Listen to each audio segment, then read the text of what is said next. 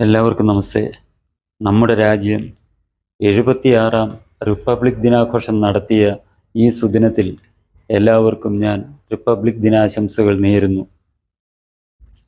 ഇന്ന് ടി വിയിൽ ഈ ആഘോഷങ്ങൾ കണ്ടപ്പോൾ വളരെയേറെ അഭിമാനമാണ് തോന്നിയത്. കാരണം ഈ 75 വർഷം പൂർത്തിയാക്കി 76ാം റിപ്പബ്ലിക് ദിന ആഘോഷം നടത്തിയ ഈ വേളയിൽ നമ്മുടെ നാട് ഭരിക്കുന്നത് ഒരു സ്വാഭിമാനി ഭാരതീയൻ ആണല്ലോ എന്നതാണ് ആ സന്തോഷത്തിൻ്റെ അഭിമാനത്തിൻ്റെയും കാരണം. നമുക്കറിയാം, സ്വാതന്ത്ര്യം കിട്ടി നമ്മളെ വളരെയേറെ വർഷങ്ങൾ മുന്നോട്ട് നയിച്ചുകൊണ്ട് പോയിരുന്നത് ആരൊക്കെയായിരുന്നു? ഭാരതം ആണ് മഹത്തരം എന്ന് ചിന്തിക്കാതെ ഇന്ത്യ ചീനി ഭായി ഭായി എന്ന് പറഞ്ഞ് ചൈനയുടെ കക്ഷത്തിൽ കൊണ്ടുവന്ന് തലവെച്ച് കൊടുത്ത് വേണ്ടതെല്ലാം അവർ നമ്മളിൽ നിന്ന് ഊരി നമുക്ക് ലഭിക്കേണ്ട പല കാര്യങ്ങളും, അതായത് ഐക്യരാഷ്ട്രസഭ സ്ഥിരാംഗത്വം ഇന്ത്യക്ക് വെച്ച് നീട്ടിയത് അത് നമുക്ക് വേണ്ട നമ്മുടെ ചൈന സഹോദരന് കൊടുക്കുക എന്ന് പറഞ്ഞ് കൊടുത്ത ഒരു പ്രധാനമന്ത്രി ഉണ്ടായിരുന്നു, ജവഹർലാൽ നെഹ്റു. അദ്ദേഹം മുതൽ ഇങ്ങോട്ട് രാജ്യം ഭരിച്ച് നമ്മൾ കണ്ടതാണ്. രാജ്യം അവരുടെ ഭരണത്തിൽ വളരെയേറെ മുന്നോട്ട് പോയി. അവരുടെ സംഭാവനകളെ ചെറുതായി കാണുന്നില്ല. അവരുടെ ഭരണത്തിൽ രാജ്യം കുറേ മുന്നോട്ട് പോയി. പക്ഷേ അതിൽ പരം ദോഷങ്ങളാണ് അവർ രാജ്യത്തിന് ചെയ്തിരുന്നത്. അവരിൽ കൂടി അതിൽ പരം ദ്രോഹങ്ങളും ദോഷങ്ങളും നമ്മുടെ രാജ്യത്തിനും ജനങ്ങൾക്കും ഉണ്ടായി. കാരണം ജനങ്ങളുടെ ഉള്ളിൽ നിന്ന് മാതൃഭൂമി അല്ലെ ജന്മഭൂമി എന്നുള്ള ആ ഒരു സ്നേഹവും ആ വികാരവും നല്ലൊരു ശതമാനം ജനങ്ങളുടെ ഉള്ളിൽ നിന്നും നഷ്ടപ്പെട്ടു പോകുന്ന അവസ്ഥയായിരുന്നു അക്കാലത്തെ ഭരണത്തിന് കീഴിലുണ്ടായിരുന്നത്. ഇതിനൊക്കെ ഒരു മാറ്റം വന്നത് ഇടയ്ക്ക് അടൽജി ഒരു സ്വാഭിമാനി ഭാരതീയനായിരുന്നു. നരേന്ദ്ര മോദിയെ പോലെ തന്നെ സ്വാഭിമാനി ഭാരതീയനായിരുന്നു അടൽജി. കുറച്ച് വർഷങ്ങളെ അത് നീണ്ടു നിന്നുള്ളൂ. വീണ്ടും ചങ്കാണ് ചൈന, ഭായിയാണ് ചൈന, അല്ലെങ്കിൽ ചങ്കാണ് സോറോസ് എന്ന് പ്രഖ്യാപിച്ച് നടക്കുന്ന ഒരു കൂട്ടരായിരുന്നു ഇത്ര കാലവും നമ്മളെ ഭരിച്ചുകൊണ്ടിരുന്നത്. ജനനീ ജന്മഭൂമിശ്ച സ്വർഗാദപി ഗരീയസി എന്ന് ചിന്തിക്കുന്നവർ വളരെയേറെ നമ്മുടെ നാട്ടിലുണ്ടായിരുന്നുവെങ്കിലും അതിൽ കൂടുതൽ മുൻപ് ഭരിച്ചിരുന്നവർ വളർത്തിയെടുത്ത് ഈ ദേശസ്നേഹം കുറഞ്ഞ വിഭാഗങ്ങളായിരുന്നു നമ്മുടെ നാട്ടിലുണ്ടായിരുന്നതും ഭരിച്ചുകൊണ്ടിരുന്നതും. അവരുടെ കാലത്ത് നമുക്ക് ഒരുപാട് ബുദ്ധിമുട്ടുകൾ ഉണ്ടായിട്ടുണ്ട്. നമ്മളെ യഥാർത്ഥ ദേശസ്നേഹികൾക്ക് ഒരുപാട് ബുദ്ധിമുട്ടുണ്ടായിട്ടുണ്ട്. ഇപ്പം തന്നെ നമുക്കറിയാം, ഒരു കൂട്ടർ നമ്മൾ ശരീരത്തിൽ ഒരു വളംകടി ഉണ്ടായി, കാലിൽ വളംകടി ഉണ്ടായാൽ അത് നമ്മുടെ ഉച്ചി വരെ നെറുക വരെ അതിൻ്റെ ബുദ്ധിമുട്ട് നമുക്കുണ്ടാകും എന്ന് പറഞ്ഞതിലൂട്ടാണ് ഒരു കൂട്ടർ. അവരുടെ പ്രത്യയശാസ്ത്രം തന്നെ എന്താണ്? രാജ്യവിരുദ്ധമാണ്, ഇന്ത്യ എന്നുള്ള രാജ്യത്തിനെതിരാണ്. അവർ ഒരു വൈദേശിക പ്രസ്ഥാനമാണ്, രാഷ്ട്രീയ പ്രസ്ഥാനമാണ്. അവരുടെ ബിംബങ്ങൾ തന്നെ എല്ലാം വൈദേശികരാണ്. നമ്മുടെ സംസ്കാരവുമായിട്ട് ഒരു ബന്ധവുമില്ലാത്ത ഇത്തരം വൈദേശിക ബിംബങ്ങളെ ആരാധിച്ചുകൊണ്ട് നടക്കുന്നവർ ഇന്ത്യ എന്നുള്ള ഒരു രാഷ്ട്രമില്ലെന്ന് തന്നെയാണ് അവർ പറയുന്നത്.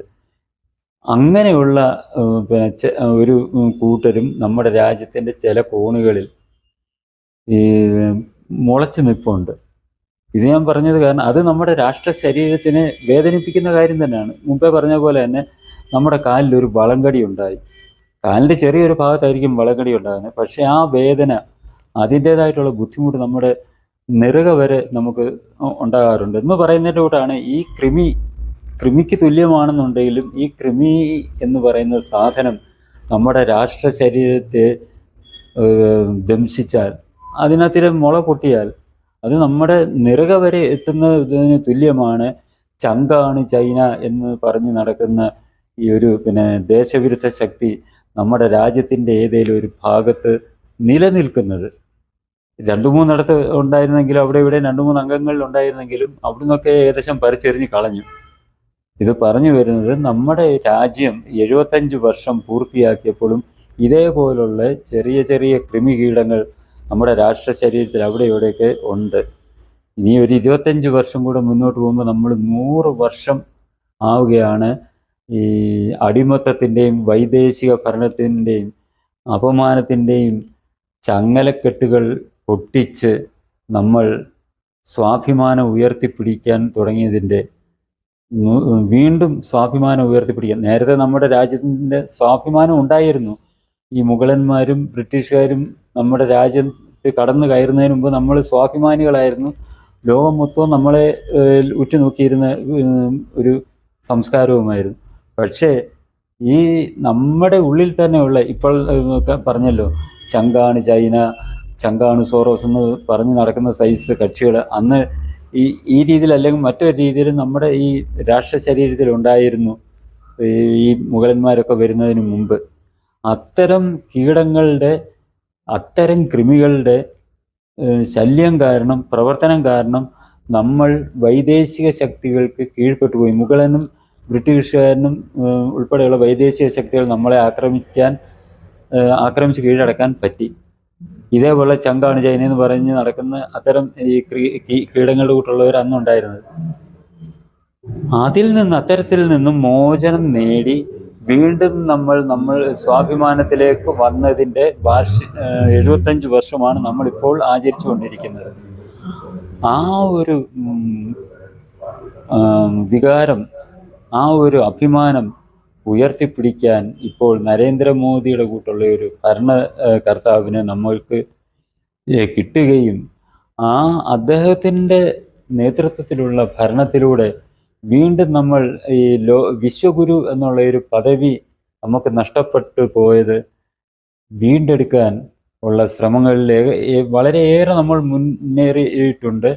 അത് നമ്മളൊരു അടുത്ത 25 വർഷം കഴിയുമ്പോൾ 100-ാം വാർഷികം ആഘോഷിക്കുമ്പോഴേക്കും നമുക്ക് നഷ്ടപ്പെട്ടു പോയ വിശ്വഗുരു എന്ന സ്ഥാനം നമ്മൾക്ക് വീണ്ടെടുക്കാൻ കഴിയും എന്ന് തന്നെ നമുക്ക് ഇന്നത്തെ റിപ്പബ്ലിക് ദിനാഘോഷം കണ്ടപ്പോൾ നമുക്ക് മനസ്സിലാവുന്നുണ്ട്.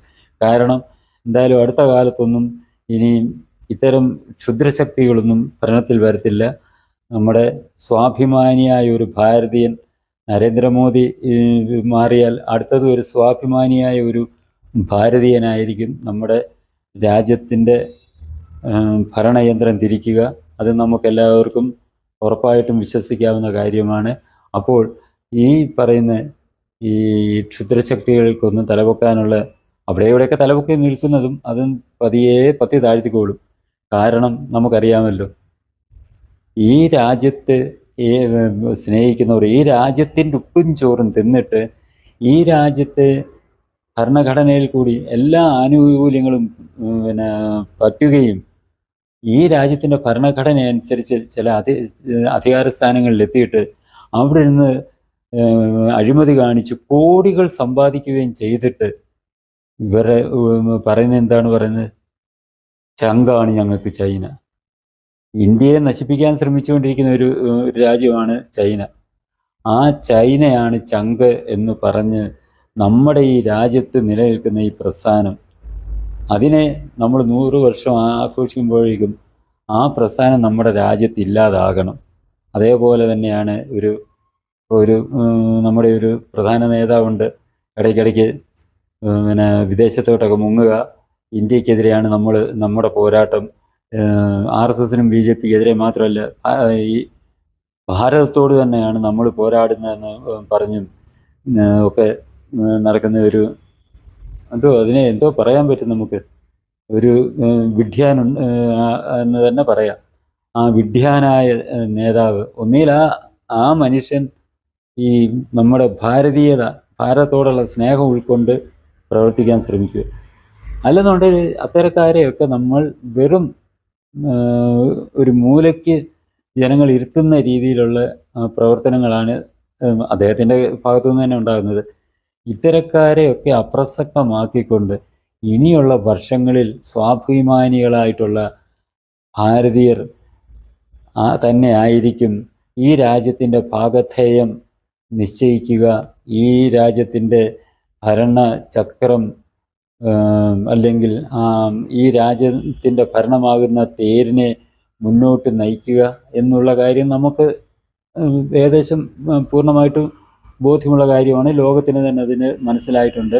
അതുകൊണ്ട് തന്നെയാണല്ലോ ലോകത്തുള്ള പല രാജ്യങ്ങളും ഇന്ത്യയെ കേൾക്കാനും ഇന്ത്യയെ നമ്മുടെ ഭാരതം എന്ന ഈ മഹാരാജ്യത്തിൻ്റെ അഭിപ്രായങ്ങൾ തേടുവാനും ഒക്കെ മത്സരിച്ചുകൊണ്ടിരിക്കുന്നത്.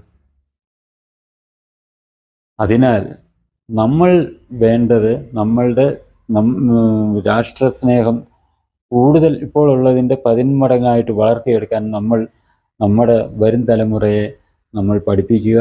അതേപോലെ തന്നെ നമ്മുടെ വരും തലമുറകൾ നമ്മുടെ കുടുംബത്തിൽ നിന്ന് ഒരാൾ പോലും ചങ്കാണി ചൈന എന്ന് പറഞ്ഞ് നടക്കുന്ന വൈദേശിക പ്രസ്ഥാനങ്ങളിൽ ഭാഗഭാക്കാകാതിരിക്കാൻ നമ്മൾ പ്രത്യേകം ശ്രദ്ധിക്കുക. കാരണം അങ്ങനെ പോയി കഴിഞ്ഞാൽ നമ്മുടെ കുടുംബത്തിൻ്റെ ആ ഒരു അഭിമാനം തന്നെ നഷ്ടപ്പെടും എന്നുള്ളത് ഉറപ്പ്.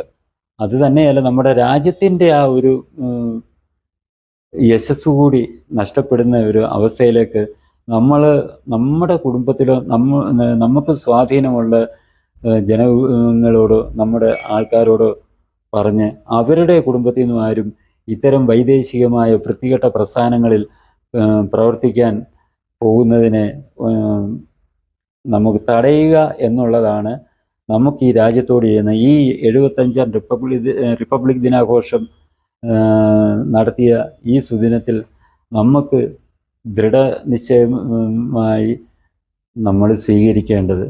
എല്ലാവർക്കും എല്ലാ നന്മകളും ആശംസിക്കുന്നു. വന്ദേ ഭാരത മാതരം. ഈ ചാനൽ നിങ്ങൾക്കിഷ്ടമായെങ്കിൽ സബ്സ്ക്രൈബ് ചെയ്യുക. ഒപ്പം തന്നെ ലൈക്ക് ചെയ്ത് ഷെയർ ചെയ്ത് ബെൽ ബട്ടണും അമർത്തുക.